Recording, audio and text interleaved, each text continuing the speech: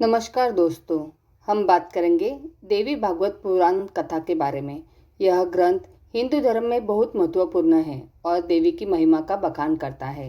देवी भागवत पुराण मुख्यतः माँ दुर्गा की उपासना और उनके विभिन्न रूपों का वर्णन करता है। इसमें देवी के अवतारों, उनके लीलाओं और भक्तों की भक्ति की कहानियाँ शामिल है। यह पुराण हमें सिखाती है कि कैसे देवी अपने भक्तों की रक्षा करती है और उन्हें संकट से उबारती है। अब सुनते हैं आगे का अध्याय। श्री महादेव जी बोले, इसके बाद सुंदर वक्षस्थल तथा खुले हुए केशों वाली दक्ष पुत्री भगवती सती रथ से उतरकर शीघ्रता पूर्वक अपनी माता के पास चली गई। अपनी पुत्री को बहुत दिनों बाद आई हुई देखकर दक्ष पत्नी प्रसूति उन्हें गोद में लेकर वस्त्र से उनका मुख कमल पोंछने लगी और बार बार उनका मुख चूमती हुई रो रोकर कहने लगी, माता, सर्व देवेश्वर सदाशिव को पति रूप में प्राप्त करके आप सोचने योग्य नहीं रह गई हैं और आप हम लोगों को शोक रूपी महासागर में छोड़कर चली गई। आप अत्यंत श्रेष्ठ तीनों लोगों की माता तथा आदि शक्ति है। यह मेरा महान भाग्य है कि आप साक्षात भगवती मेरे गर्भ से उत्पन्न हुई है। सती, मेरे घर में कृपा पूर्वक उपस्थित हुई आपको जो मैं देख रही हूँ, इससे बहुत दिनों से विद्यमान मेरा शोक आज दूर हो गया। आपके दुर्बुद्धि पिता भी परम शिव को न जानकर उनसे विशेष द्वेष भाव रखते हुए मोहवश महान यज्ञ कर रहे हैं। हमारे तथा विद्वान मुनियों के द्वारा अनेक तरह से कहे जाने पर भी इन्होंने न तो आपको और न ही परमेश्वर शिव को बुलाया। सती बोली, सभी देवताओं के देवता यज्ञेश्वर भगवान शिव का अपमान करके मेरे पिता समस्त देवताओं के साथ यज्ञ कर रहे हैं। कोई कुछ भी माने, किंतु मेरा तो ऐसा निश्चय है कि इस यज्ञ की समाप्ति निर्विघ्न नहीं हो सकेगी। प्रसूति बोली, पुत्री, मैंने रात में जो अत्यधिक भयानक, दारुण तथा अत्यंत रोमांच स्वप्न देखा है उसे सुनो। उस महायज्ञ में जहाँ दक्ष प्रजापति देवताओं के साथ स्थित थे, वहाँ कोई देवी महेश्वरी अकस्मात आ गई। वे महान मेघों की कांति के समान श्याम वर्ण वाली थी। उनके बाल खुले हुए थे। वे दिगंबर थी। उनकी 4 भुजाएं थी। वे अट्टहास कर रही थी और जाज्वल्यमान 3 नेत्रों से प्रकाशित थी। उन्हें देखकर दक्ष प्रजापति आश्चर्यचकित हो गए और उन्होंने विनयपूर्वक पूछा, आप कौन हैं, किसकी पत्नी है और यहाँ क्यों आई है? उन्होंने कहा, क्या आप नहीं जानते कि मैं आपकी पुत्री सती हूँ? इसके बाद दक्ष प्रजापति ने शिव की निंदा करते हुए बहुत तरह की बातें कही। उसे सुनते ही वे बड़े क्रोध से यज्ञगृह में कूद पड़ी। उसके बाद भयानक कर्म करने वाले तथा भीषण आकार वाले करोड़ों प्रथमगण क्षण भर में ही वहां उपस्थित हो गए और फिर कालांतक यमराज के समान महान उग्र कार्य करने वाला कोई महान पुरुष भी वहां आ गया। उसने विष्णु आदि प्रमुख देवताओं को जीतकर प्रथम गणों के साथ महायज्ञ का विध्वंस कर डाला और दक्ष प्रजापति का सिर काट लिया। अब वे दक्ष प्रजापति मुख विहीन होकर यज्ञ कुंड के किनारे पड़े रहे। कोपिन वस्त्र धारण किए तथा जटा मुकुट से सुशोभित महान उग्र रूप वाले वे सभी प्रथमगण क्रोधित होकर उन दक्ष प्रजापति को खाने को उद्यत हो गए। अपने समस्त अंडों में भस्म लपेटे तथा हाथों में शूल, पाश और खड़ग धारण किए हुए वे उनका रक्त पी रहे थे, नाच रहे थे और हंस रहे थे। तब दक्ष के सभी नगरवासी ऐसा देखकर व्याकुल हो उठे और रोते हुए हाहाकार करने लगे। तत्पश्चात ब्रह्मा जी ने देवादिदेव सदाशिव की विनयपूर्वक प्रार्थना करके उन्हें स्वयं बुलाकर कहा, इन दक्ष प्रजापति को अवश्य ही जीवित कीजिए। विभो, देव देव, इस यज्ञ का समापन कीजिए और मुझ पर प्रसन्न होइए। उनकी वह बात सुनकर शिव की निंदा किए जाने के कारण एक बकरे का सिर जोड़कर भगवान शिव ने दक्ष को जीवित कर दिया। रात के थोड़ा शेष रहने पर मैंने इस प्रकार का स्वप्न देखा था और आज वही श्याम वर्ण वाली तुम मेरे नगर में आई हुई हो। मैंने जैसा स्वप्न में देखा था तुम वैसी ही दिखाई पड़ रही हो और दक्ष प्रजापति के विषय में जैसा देखा वही होने वाला है, क्योंकि जिस देवी को मैंने स्वप्न में देखा था तुम्हें वैसा ही देख रही हूँ। माता, क्या वह यह सब स्वप्न कभी विफल हो सकेगा और शिव निंदा का समुचित फल प्राप्त कर वे दक्ष क्या अपनी मूर्खता का त्याग करेंगे? वे तत्वतः तुम दोनों को जानकर शीघ्र ही अपना द्वेष त्याग देंगे। पुत्री, तुम चिरंजीवी हो और तुम्हारी कभी भी कोई हानि न हो, यह वियोग स्वप्न मात्र ही हो। प्रत्यक्ष में तो तुम दोनों दीर्घायु प्राप्त करो। तुम जिसकी अपनी हो वह निश्चय ही शोक करने योग्य नहीं है, वह धन्य है और भगवान है। तुम कभी भी मेरा त्याग मत करना, क्योंकि मैं तुम्हारी माँ हूँ। श्री महादेव जी बोले। इस प्रकार माता से सम्मान प्राप्त करके सती ने उन्हें प्रणाम किया तथा उनसे आज्ञा लेकर वे शीघ्र ही दक्ष प्रजापति के पास चली गई। उसी समय दक्ष के नगरवासी एकत्र होकर आपस में विचार करने लगे कि यह कैसा महान आश्चर्य है। सुवर्ण के समान गौर अंडों एवं शांत रूप वाली सुंदरी सती अब काले मेघ के समान वर्ण वाली तथा भयंकर रूप वाली कैसे बन गई। इनके बाल खुले हुए हैं, ये भयानक दांतों से युक्त है। क्रोध के मारे इनकी आंखें लाल लाल हो गई है। इन्होंने व्याघ्र चर्म धारण कर रखा है और ये 4 पराक्रमी भुजाओं से युक्त है।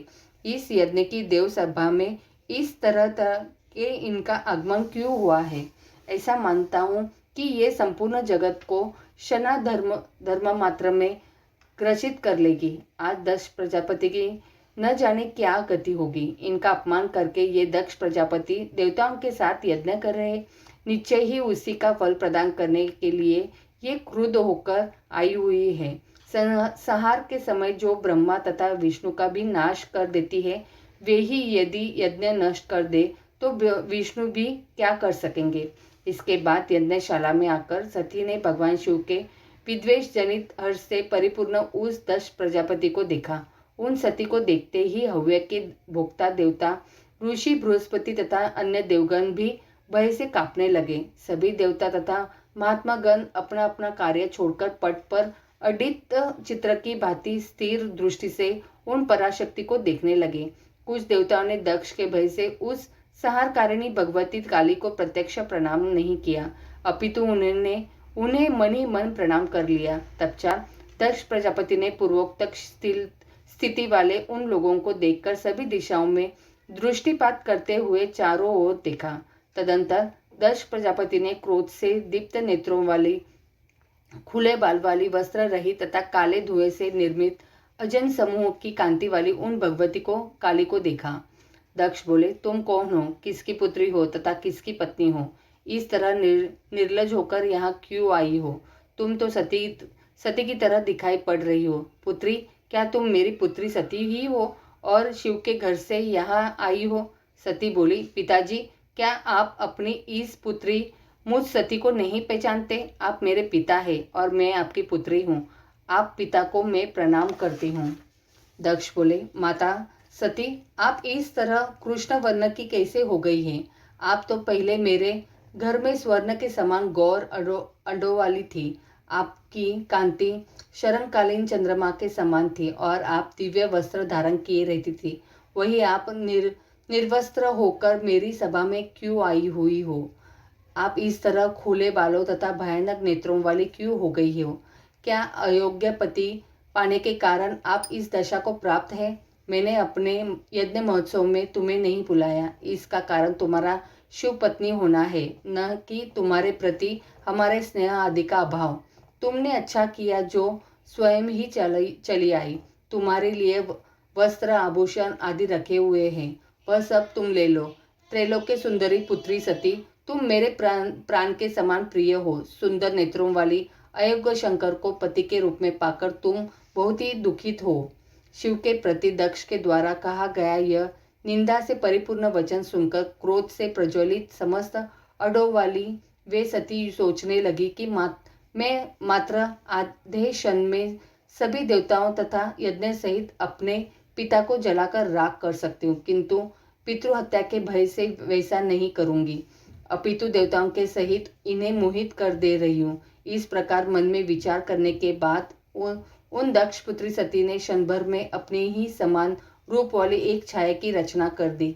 तब सती ने उस छाया सती से कहा, मेरी बात पर ध्यान दो, तुम मेरा एक काम कर दो, इस यज्ञ का विध्वंस कर डालो। सुलोचने, मेरे पिता के साथ बहुत प्रकार की बातें करके तथा उनके मुख से शिव के प्रति अपमानजनक वाक्य सुनकर क्रोध से प्रज्वलित शरीर वाली तुम यातना गृह में प्रवेश कर जाना। मैं इसकी पुत्री हूँ, इससे गर्वित होकर यह दक्ष शिव की निंदा कर रहा है, इसलिए तुम शीघ्र ही दक्ष के उस गर्व को चूर चूर कर दो।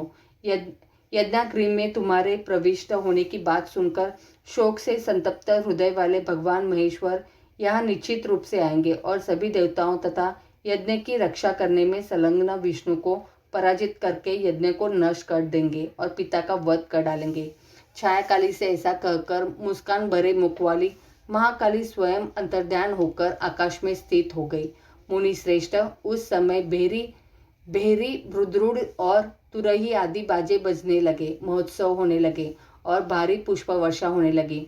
उन देवी के निकट रहने पर भी उनकी माया से मोहित होने के कारण किसी देवता और महर्षि ने यह सब नहीं देखा। इसके बाद छाया सती ने क्रुद्ध होकर दक्ष प्रजापति से कहा, तुम अज्ञानवश देवादिदेव सनातन शिव तथा मुझ सती की निंदा क्यों कर रहे हो? दुर्बुद्धि, यदि कल्याण चाहते हो तो अपनी वाणी पर नियंत्रण रखो, अन्यथा महामूर्ख, शिव की निंदा करने वाली तुम्हारी इस जीभ को मैं काट दूंगी। जो तुम देव सभा में बहुत काल से परमेश्वर शिव की निंदा करते रहे हो, उसका फल आज ही तुम्हें मिल जाएगा, ऐसा मुझे लगता है। जो मनुष्य संपूर्ण लोकों के एकमात्र कारण महेशान शिव की निंदा करता है, वे परमात्मा सदाशिव उसका सिर काट देते हैं। दक्ष बोले, अल्प बुद्धि वाले बालिके, मेरे सामने ऐसी बात फिर मत बोलना। श्मशान में रहने वाले उस दुराचारी को मैं जानता हूँ। दुर्मति, तुमने स्वयं ही अपनी बुद्धि से भूतगणों के अधिपति शिव को पति रूप में वरण किया है। अब उसी के पास जाकर अपने योग्य परम सुख प्राप्त कर रही हो। मैं प्रजापति दक्ष हूँ, ऐसा सभी देवताओं तथा देवों को मालूम है। मेरे आगे तुम शिव की प्रशंसा क्यों कर रही हो, जिसे मैं सुन नहीं सकता? छाया सती बोली, दक्ष, मैं फिर कह रही हूँ कि यदि तुम अपना कल्याण चाहते हो तो पाप बुद्धि का त्याग कर दो और भक्ति पूर्वक भगवान सदाशिव की उपासना करो। यदि तुम पुनः अज्ञानवश परमात्मा शिव की निंदा करोगे तो वे शंभु निश्चित रूप से यज्ञ सहित तुम्हें नष्ट कर डालेंगे। दक्ष बोले, कुपुत्री, तुम बुरे चरित्र वाली हो, मेरे नेत्रों के सामने से हट जाओ। मेरे लिए तुम उसी समय से मर चुकी हो जब तुमने शिव को पति रूप में प्राप्त किया था। तुम मुझे बार बार अपने पति रुद्र की याद क्यों दिला रही हो, जिसके कि मैं मेरे अंदर स्थित क्रोधाग्नि भूसी की आग की तरह बढ़ती जा रही है। कुपुत्री, दुष्ट बुद्धि वाली, तुमने शिव को पति रूप में प्राप्त किया है, अन्यथा तुम्हें देखने से मेरा शरीर शोकाग्नि से दग्ध हो रहा है। दूषित अंतकरण वाली, तुम शीघ्र ही मेरी आंखों से दूर हो जाओ। मेरे समक्ष अपने पति का गुणगान मत करो।